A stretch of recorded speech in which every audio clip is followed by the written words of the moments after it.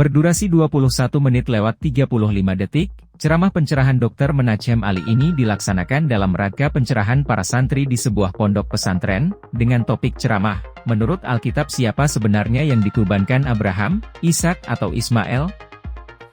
Bahwa Ismail itu urutan secara biologis anak pertama Ibrahim. Ishak anak kedua dari Ibrahim. Tetapi masing-masing putra ini itu anak pertama. Iya kan? Anak pertama Hajar, yakni Ismail. Anak pertama Sarah, yakni Ishak dan Ismail. Tapi masalahnya, ketika mendapatkan perintah untuk kurban, itu anaknya Sarah atau apakah anaknya Hajar? Bukan anaknya Hajar, bukan anaknya Sarah, tapi anakmu.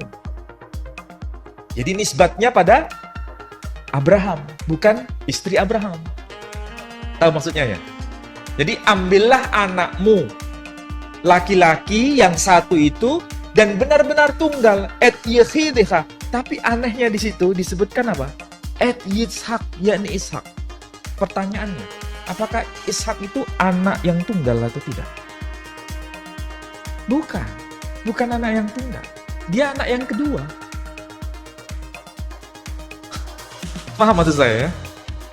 Bukan anak yang tunggal. Anak yang tunggal itu pasti anak yang pertama. Tidak mungkin anak yang kedua. Dr. Menachem Ali ini menyebut bahwa ada dua anak dari Abraham dari dua istri. Anak pertama dari Abraham adalah Ismail dengan ibunya bernama Hajar dan anak keduanya bernama Ishak dengan ibunya bernama Sarah.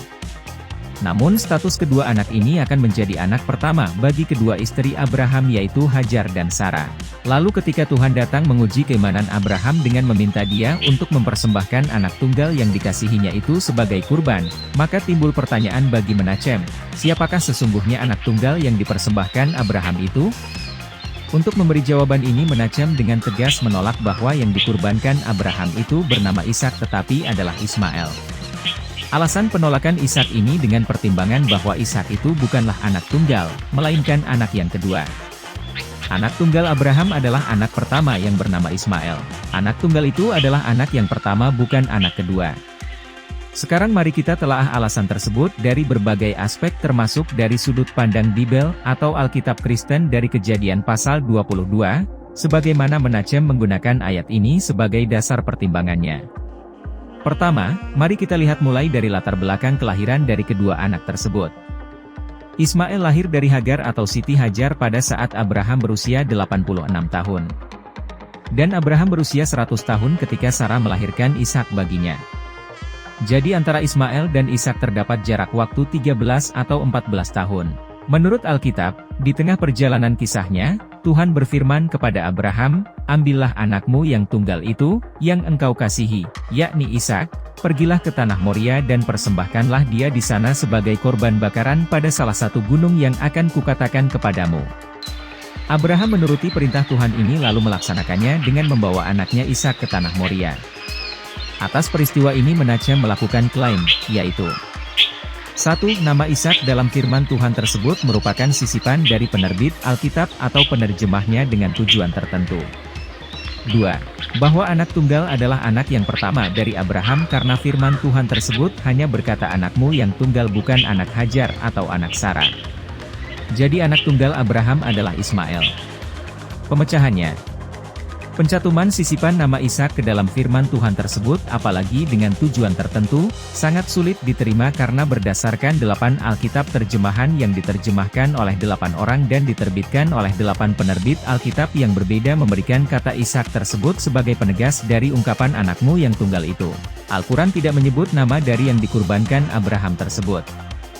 Memaknai pengertian dari kata tunggal, didapat dengan bantuan Kamus Besar Bahasa Indonesia, KBBI. Menurut kamus versi online daring dalam jaringan, menyebutkan arti kata tunggal itu seperti berikut: 1. Satu-satunya, 2. Bukan jamak atau bukan majemuk, ufrad, 3. Utuh, bulat-bulat, 4. Yang menjadi satu, tentang kata majemuk, 5. Sebelah. 6. Tunggal beleng, artinya hanya seorang diri tidak beradik berkakak. Jadi pengertian anak tunggal dalam firman Tuhan itu adalah anak satu-satunya atau tidak ada anak lainnya. Tidak berkakak adik. Ishak bukanlah anak satu-satunya, ada Ismail meski lain ibu, namun mengapa firman menyebut anak satu-satunya? Apa yang sesungguhnya maksud dari Tuhan? Terhadap jawaban pasti atas pertanyaan ini sesungguhnya hanya Tuhan yang tahu. Sedangkan menurut tafsir kedua Alkitab Kristen dan Al-Quran saling memiliki dalil masing-masing hingga menyebut yang dikurbankan itu adalah Ismail menurut versi Al-Quran dan Ishak menurut versi Alkitab Kristen. Sedangkan menurut Menachem anak tunggal itu adalah anak pertama. Karenanya yang dimaksud anak tunggal dalam firman tersebut dipastikan adalah Ismail. Namun menurut arti kata Kamus Besar Bahasa Indonesia, tunggal itu bersifat jumlah yaitu satu, bukan suatu bilangan berjenjang seperti anak pertama, kedua dan seterusnya. Sehingga dalil Menachem ini sangat sulit diterima maka harus ditolak. Alkitab tetaplah sebagai sumber sejarah yang tidak pernah melenceng.